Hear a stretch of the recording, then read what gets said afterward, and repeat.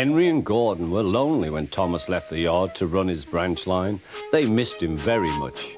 They had more work to do and had to fetch their own coaches. They didn't like that. James grumbled too. "We get no rest, we get no rest," they all complained. But the coaches only laughed. "You're lazy and slack, you're lazy and slack," they answered.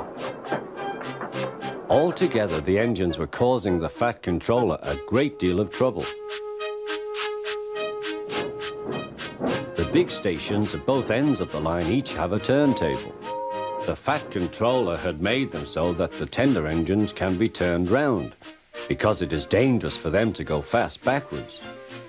Tank engines like Thomas don't need turntables. They can go just as well backwards as forwards. But to hear Gordon talk, you would have thought that the Fat Controller had given him a tender just to show how important he was.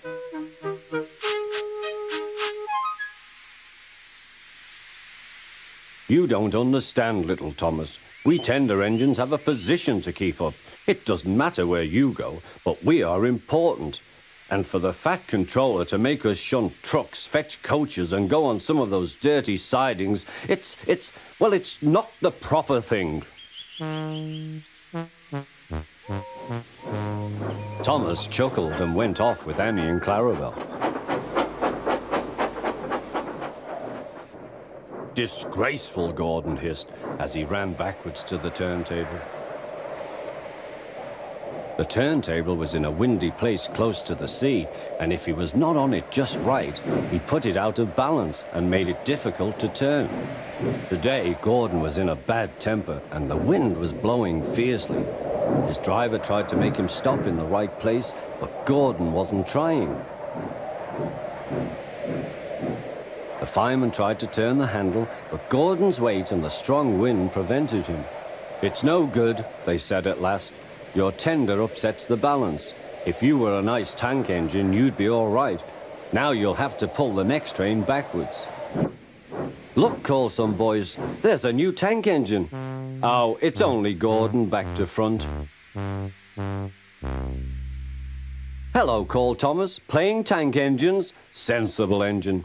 Take my advice, scrap your tender and have a nice bunker." Gordon said nothing.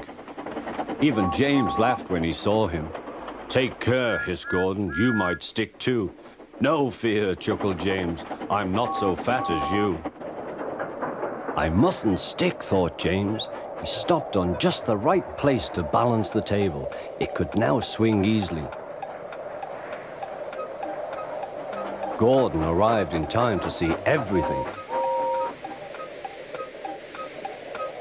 James turned much too easily. The wind puffed him round like a top. He couldn't stop.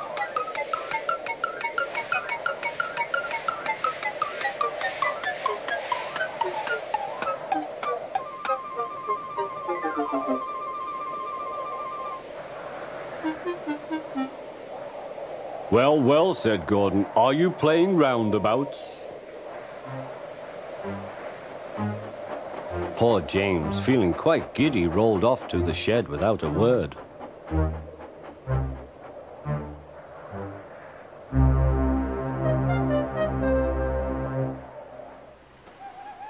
That night, the three engines had an indignation meeting. It's shameful to treat tender engines like this. Gordon has to go backwards and people think he's a tank engine. James spins round like a top and everyone laughs at us. And to add to that, the Fat Controller makes us all shunt in dirty sidings. Blech! "Listen," said Gordon. He whispered something to the others. "We'll do it tomorrow. The Fat Controller will look silly." The engines had decided to go on strike.